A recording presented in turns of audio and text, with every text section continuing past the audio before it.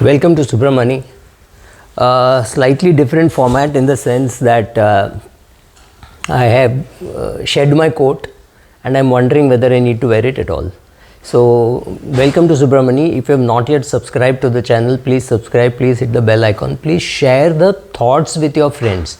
See, it's not necessary that you should share only the video. Sometimes it's nice always to share the video, but at least the thoughts is something which you should preferably share it with your friends, and if you share the video, that's great. I was talking to a few retired people, and many of them had regrets that they retired, or rather what were their common regrets. Very surprisingly, a lot of people felt that they should have earmarked more money for retirement. Believe me, it's not that they are saying they saved less, but they are saying that they spend too much on children's education, marriage, siblings were looked after. Some of them looked after their siblings. I mean, people who are now maybe in their 80s, 90s, they had younger siblings to look after, maybe, you know, so that kind of a thing. Maybe they had to look after their parents. Parents had many children. So some of the younger children's marriage, education, etc., they had to look after, so they had less money, which meant they were more dependent on their children. Not that they were cribbing about their children, not looking after them or anything like that, but they were not very happy with the amount of money that they had. Maybe they were afraid that they will run out of money, because almost every one of them was worried about longevity. None of them thought they will live so long. I know one man who thought he will die at 71, 72, but he's 85 and running. He has money. He does not have money problem, but the problem is when you think that you will live only till 72 or 73, then every day that you live beyond that is you keep thinking, will it be today, will it be today, that kind of a thing. So I think some of the what you can do is to plan to live till 100. If you die at 92, you're less disappointed rather than planning to live till 85 and dying at 92. It's the same thing, right? 7 years more or 7 years less. So we don't know how long we will live, so don't put a date to it, don't put an age to it, but yes, put an amount of money to it. Another regret which people have, completely diametrically opposite, is to say I have too much money and I don't know what to do, in the sense that physical limitations are they can't do much at a particular age. So yeah, one good thing is a lot of them are doing a lot of charity. Recently a person I know donated, he got some insurance money from his wife's death, which perhaps looked more like a maturity claim, but he got that money when she died. He used that money to pay to her school. She went to a school and he paid a nice sum of money to that school. He also paid some money to a college where she was working. Not to the college where she studied, but a college where she was working. And both those organizations were very surprised that somebody comes and gives such a nice big sum, completely unexpected. They didn't even know that she existed, right? They must have just forgotten her. So money, people have had different views. Some people don't want to be dependent on their children, and some people are very clear that they want to live independently, live in a senior citizen home. Going to a senior citizen home, again, maybe I'm looking like rambling. I'm not saying point number 1, point number 2, point number 3. Going to a senior citizen home, I think, has to be voluntary. If your son or daughter suggests it to you, you feel very offended, saying, oh my God, he's throwing me out, right? So there are people very happy in a senior citizen home. I met a bunch of people who were living in senior citizen home, and then there is a bunch of people who say, why should I live in a senior citizen home? I have a son, right? So this is very odd, because in many cases it's a daughter who is looking after them. So if you have a son or a daughter, it's your choice, right? Whether you want to live with them or whether you want to live in a senior citizen home. My mother bought a senior citizen home for herself, hold your breath, when she was just 62, right? She chose to buy it and this was 25 years ago. She's now 87. She's very happily living there. She of course, my sister stays nearby. I'm 2 hours away. My sister is 10 minutes away. So obviously we are in touch. We meet. Right now she's staying with me. So all these things happen. She has a choice of where to stay. I or my sister don't have to worry, oh God, I have to go for 4 days, where should my mother stay, right? That's not, she's not staying with me, she's staying there. Primarily she's staying there, which is 2-hour drive for me. So in case she wants, she can come and stay with me. In case she wants, she can stay with my sister. Both of us have a room for her. So she has a choice of when to stay. So in case of winter, she prefers Mumbai to Pune. In case of summer, she's not so badly off in Pune, but the winter in Pune is really cold, right? So people have a choice of where to stay. My uncle, my aunt, many of them are staying in senior citizen homes. Then they're in good relationship with their children. It's not that they are not. I know one more person who is in a good, who's a senior citizen, who has cultivated a very good husband-wife combination, who are there to help them, whether it is driving the car or whether it is cooking or whether it is cleaning the house, any of those things. They have this husband and wife combo. They're teaching their children how to study and things like that, so they're the tuition.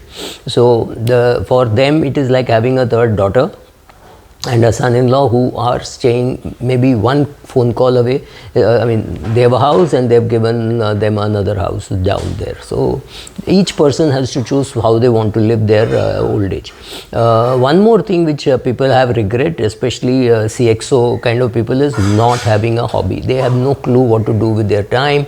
So they tend to try to spend time with their grandchildren. Now sometimes they are welcome, sometimes they are not. So that's not a very great thing to do. I think by 50, 52 you should develop some hobby. Maybe it's traveling, maybe it's reading, maybe it's going to the temple, maybe it is chanting the Vedas, maybe it's a combination of everything. Maybe I met somebody who is not yet really retired, 55, who is extremely aggressive in his cycling. He wins competitions, not only his age group but also at the general level. So some of these things he's developed, and he's a businessman. So I somehow feel after my experience that people who are in business look after their health slightly better than people who are in service. Another question which people grapple with is whether we should help our children financially. I will do a separate video on that, so I am not bringing it here. Another regret which I heard from friends online and offline is, am I withdrawing my social security too early? Of course, this is only for people in the US, but in India, the way you translate it is, do you have enough pension which you have created yourself, enough annuity receipts starting at different ages? My advice would be to start one at 65, one at 70 and one at say 75. Start 3 different pensions at different ages, and that 75 thing should be substantially big so that it will hold on till you're 92, 93. You of course have your dividend income, interest income, etc., depending on how well you are funded, right? What happens is the pension is like a rock solid bottom, right? The foundation. Nothing can go wrong with your annuity. Your annuity cannot go to zero. So that should be a rock solid basis. For somebody it could be a central government pension, state government pension. That is your rock solid, that it will never go. Maybe that amount that you're getting every month is 30,000, 40,000. Not a great amount 20 years later, but still it is solid, and that will always come immaterial of what happens to your portfolio. Over and above that, you start getting your dividend, your interest and all that, where due to systematic withdrawal and all that. So that should be the solid base of an annuity, which is a pension or a bank fixed deposit. That could be very useful. And in social security, if you're in the US, I think delaying it is better than, delay it as much as you can so that you get a bigger amount. Then there are others who lot of them are cribbing about not knowing what to do with time. They all have too much time. They have no clue how to handle that time, right? So there are some people who regret saying that we started too late saving for retirement because we were waiting for other goals to be over. I think that's a huge mistake. And while you're making big spending, whether it is your daughter's marriage or children's education, or trying to support a younger trying to support a kid for buying a house or things like that, be very careful to make sure that you have enough money for yourself. You're anyway going to give it to them after your death, but don't be in a hurry to give away. On the flip side, don't wait till you die to give it it away, because that is going to be pretty useless. If you die at 95 and your son is 72, by the time he may not need your money, right? So give them in whatever stages, but make sure you have enough, right? Like the airline announcement, wear your own mask before you start helping others. So help children by I'll do a separate video, but saying helping them by for their children's education, children's marriage, buying a house, it makes sense, but while ensuring that you have enough, right? So retirees also get into trouble for one more thing, which is which I thought was not very common in India, is by people taking loans to buy assets and keeping those loans on while they are retired. See, when you take a loan at a younger age and you have it for a longer period, you have not exhausted all your assets. One more class is those bank employees who specifically get a loan at maybe 4% or 5% to buy real estate, which they give on rent to earn rent. Now this is not a very sensible thing to do, except in one case where a person has funded this house for his son and his son pays him enough rent to pay the bank, right? So that makes sense. So suppose you bought a house for 4 crores and out of which your contribution is maybe 1 crore as a loan, and your son has put 3 crores, or your son has borrowed from somewhere else also. On that 1 crore you're going to pay only 4 lakhs of interest, but you're also going to pay an EMI. Suppose you're paying 4 lakhs of interest and you're paying say 3 lakhs of loan repayment, or 5 lakhs or 6 lakhs of loan repayment, because it may be a shorter period loan, maybe it's a 15-year loan. Then make sure that you give it on rent to your son or daughter, whoever, at a rate which is greater than the EMI that you have to pay to the bank. Because if you don't do that, then there is no point. I mean, whether the flat appreciates, doesn't appreciate is none of your business, because it's going to be your child who is going to benefit, but at least you don't want to be cash flow negative. So having debt is not a very sensible thing unless you have so much of other assets with which you can manage. But if your other assets are in bank deposits, etc., even taking a 4% loan does not make sense, right? So retiring with too much debt is something which I saw people regret, and I thought that was something which only people in the US would regret. I also saw two types of people, diametrically opposite. One who said, oh, I retired too early, and those who said, I retired too late. I could have done much better if I had retired earlier. And so make a list of things that you want to do in retirement before you retire, and say, okay, I can do all these things only when I'm in my 60s. So right, you can go to Everest Base Camp in your 60s, you can go to Mansarovar in your 60s, you will not be able to climb the Everest, right? That you should have done in your 30s. So similarly, certain things you will be able to do, certain things you won't be able to do. If your leg is broken, you can't go to Kumbh Mela and hope to walk for 12 kilometers. So be careful about what you commit to. That is something which means again, the big regret is I did not concentrate enough on health.